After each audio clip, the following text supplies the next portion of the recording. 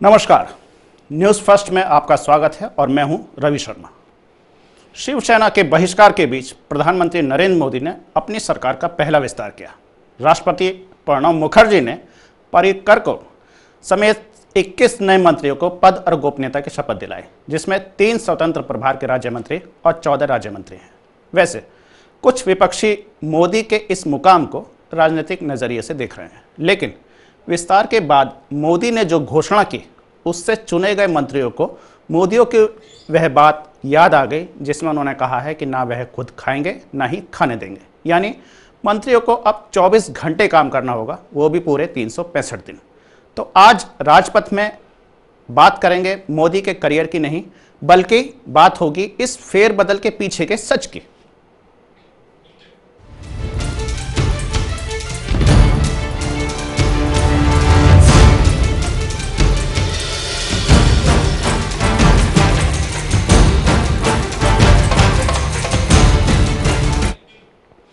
प्रधानमंत्री नरेंद्र मोदी ने अपने मंत्रिमंडल के सभी साथियों की छुट्टी रद्द कर दी है। पीएम मोदी ने 2 टूक कह डाला कि कोई भी मंत्री छुट्टी नहीं करेगा। अगर किसी को जिम्मेदारी मिली है तो उसे निभाना जरूरी है। अपनी जिम्मेदारी के लिए सबको हमेशा तैयार रहना होगा। काम करें और बातें छोड़ें। साथ में आपसी संवाद लीक न करने की हिदायत भी उन्होंने दे डाली।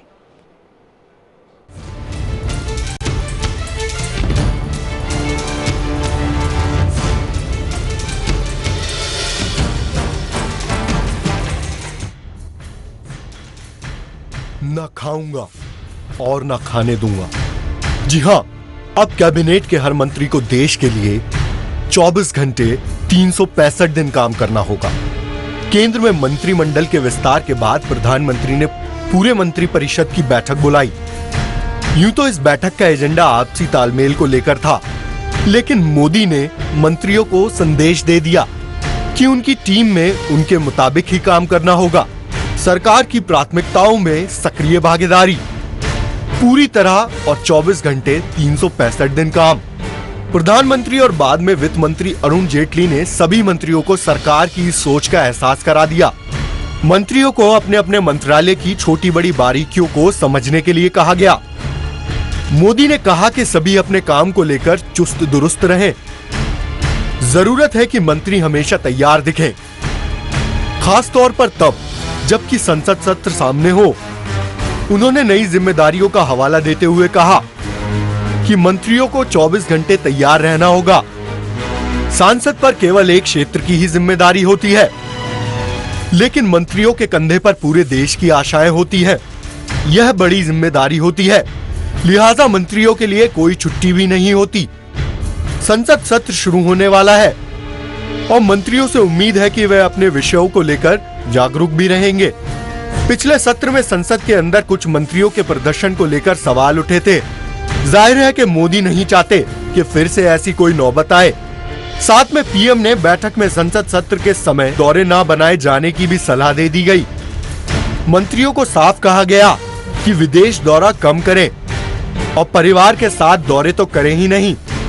जनता माने या न माने, लेकिन सच्चाई यही है कि मोदी इस कैबिनेट में हर मंत्री को अब संभल कर चलना होगा।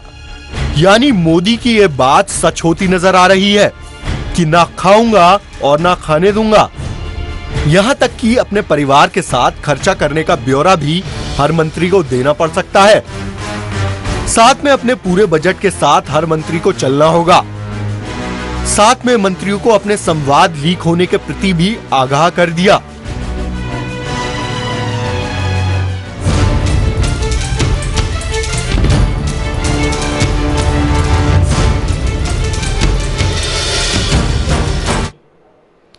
अपने विभागों का होमवर्क करने के लिए उन्होंने इतना भर वक्त दिया है कि जैसे ही वह अपने विदेश दौरे से लौटें, सब कुछ व्यवस्था में नजर आए। यानी सभी मंत्रियों को अपने विभागों में पकड़ साबित करनी होगी। साथ ही कामकाज को उसी त्वरित अंदाज में निपटाना होगा जैसा मोदी ने गुजरात मॉडल के दौरान स्वयं को पेश किया है। उनका फरमान है कि अब सब कुछ भूल जाएं, अब होगा सिर्फ काम और काम, वो भी 365 दिन बिना किसी गैर हाजिरी। जरूरी हुआ तो छुट्टी पर जाने से पूर्व मंत्री अपने सहयोगी को अपडेट करके जाएंगे। ताकि कामकाज पर प्रतिकूल प्रभाव न पड़े।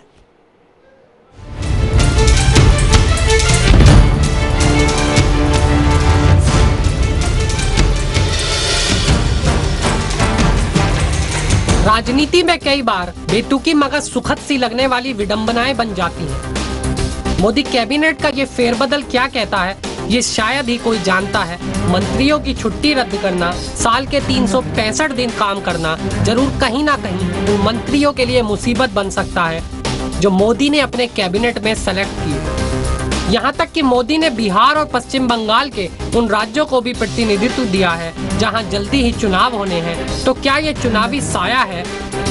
पश्चिम बंगाल उन गिने चुने राज्यों में है जहां भाजपा मजबूती से पैर जमाते हुए नंबर 2 राजनीतिक पार्टी के तौर पर उभरने का प्रयास कर रही है। पिछले लोकसभा चुनावों में उसने बेहतर प्रदर्शन करते हुए राज्य की 2 सीटों पर कब्जा कर लिया था। इनमें से दार्जिलिंग सीट पर उसकी जीत को अनदेखा किया जा सकता है। इसकी वजह यह है कि वहां गोरखा जनमुक्ति मोर्चा के समर्थन से उसे जीत मिली थी। दार्जिलिंग पर्वतीय क्षेत्र में मोर्चा के समर्थन को जीत की गारंटी माना जाता है। उसकी सबसे अहम जीत रही आसनसोल संसदीय सीट पर, जो कई दशकों से सीपीएम के कब्जे में थी। लेकिन गायक से राजनेता बने बाबुल सुप्रियो ने जीवन का पहला चुनाव लड़ते हुए वह सीट जिस तरह छीनी, उससे बड़े बड़े राजनीतिक पंडितों का पूर्वानुमान भी गड़बड़ा गया।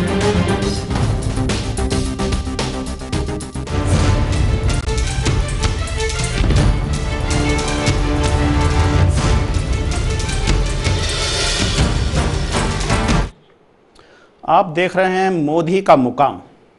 ब्रेक के बाद अब ले रहे हैं हम छोटा सा ब्रेक, और ब्रेक के बाद थोड़ी देर में फिर आपसे रूबरू होंगे। तब तक दीजिए इजाजत।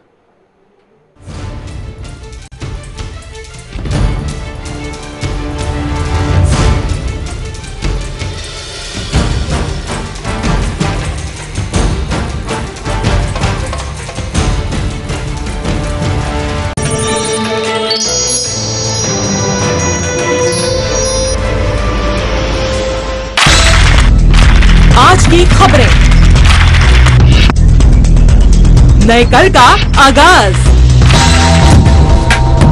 इनके बीच है ऐसा ख्याल जो बदलेगा देश का हाल। बीजेपी को क्या दुश्मन मानते हैं आप लोकतंत्र का? दुश्मन है, दुश्मन है, दुश्मन है लोकतंत्र का।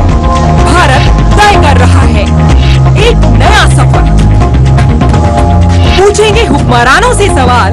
तो आपके कहने का मतलब ये है कि भारत के भाग्य विधाता हैं आप? मैं ऐसी गलती नहीं करता। क्या मंदिर वही बनेगा? की समस्या का हम समाधान चाहते हैं। और हाशिए पे जानेंगे उनसे जवाब।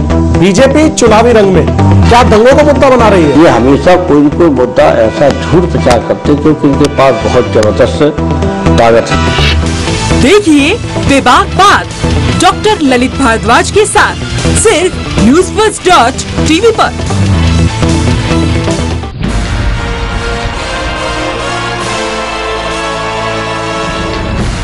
हर खबर पर होगी हमारी पैनी नजर। अब नहीं होंगे आप किसी भी खबर से बेखबर, क्योंकि अब आपको अलर्ट करने आ गया है दुनिया का सबसे तेज न्यूज चैनल NewsFirst.tv। सबसे पहले आप तक।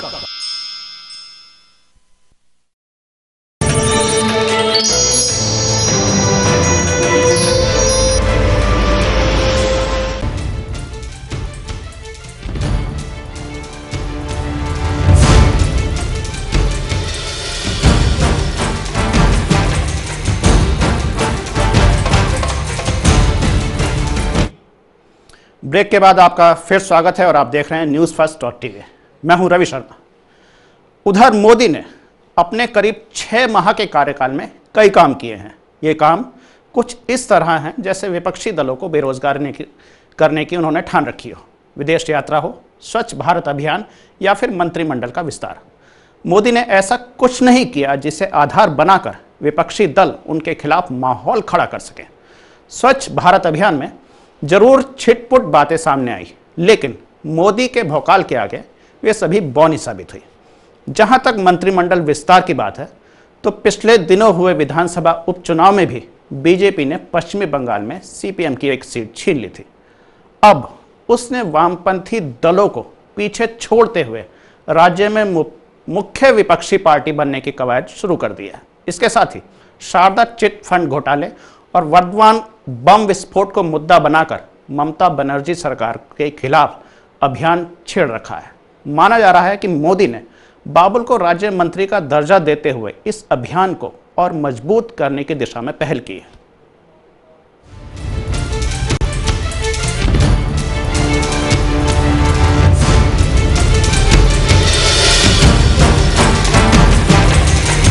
पश्चिम बंगाल से बाबुल भाजपा के तीसरे केंद्रीय मंत्री हैं। इससे पहले तपन सिकंदर और सत्यव्रत मुखर्जी केंद्रीय मंत्रिमंडल में शामिल किए गए थे।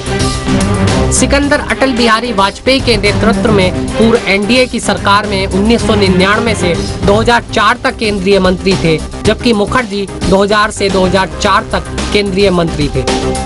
राजनीतिक विश्लेषकों की माने तो साल 2016 में होने वाले पश्चिम बंगाल विधानसभा चुनाव में जीत हासिल करने के लिए भाजपा ने अभी से कमर कसते हुए तृणमूल कांग्रेस सरकार को करारी शिकस्त देने के लिए तैयारी शुरू कर दी है। राज्य में अगले साल ही कोलकाता नगर निगम के चुनाव होने हैं। इन चुनावों को मिनी विधानसभा चुनाव कहा जाता है। बाबुल को नगर विकास राज्य मंत्री बनाया गया है।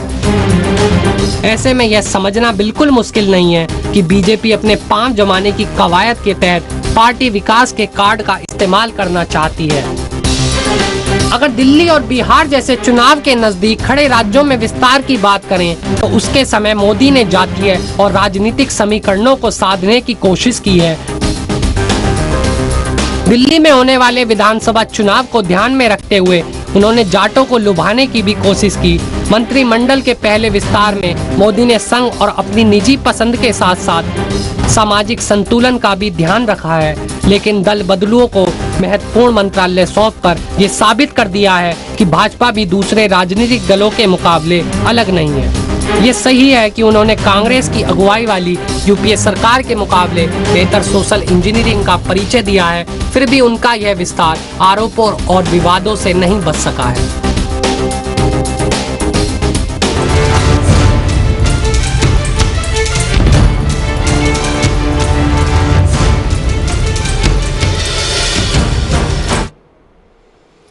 शिवसेना छोड़कर आने वाले सुरेश प्रभु को रेलवे जैसा अहम मंत्रालय सौंपना एक मिसाल भर है। शिवसेना के जख्मों पर नमक छिड़कना सरीखा भी। शिवसेना को उसके ही गढ़ में औकात दिखाते हुए विपक्ष में बैठने के हालात भाजपा ने पैदा कर दिए हैं। यह भी संदेश दे दिया है कि आना है तो आओ वरना गम भुलाओ। उन्होंने विस्तार में उत्तर प्रदेश को खासी तवज्जो दी है। 80 में 73 सीटें जीतने वाले इस प्रदेश को देर सबेर इसका इनाम मिलना तो तय ही था।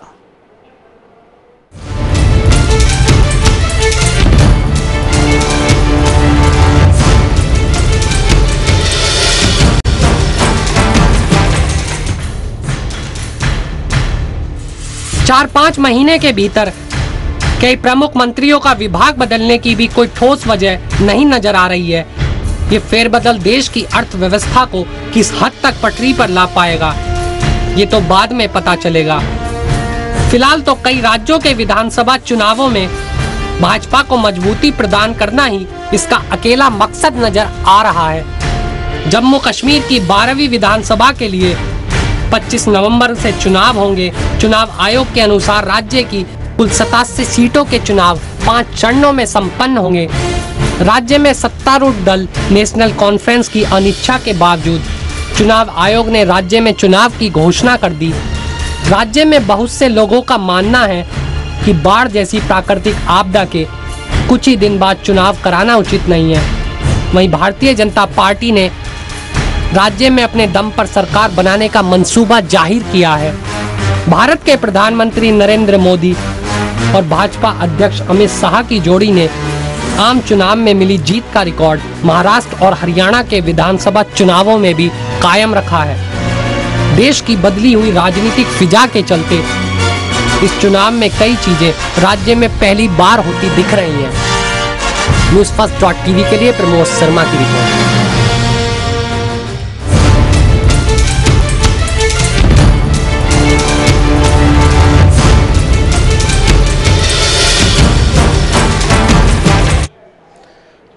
राजपथ की इस खास पेशकश में बस इतना ही। मुझे दीजिए इजाजत। कल फिर हाजिर होंगे आपके पसंदीदा कार्यक्रम राजपथ के साथ। नमस्कार।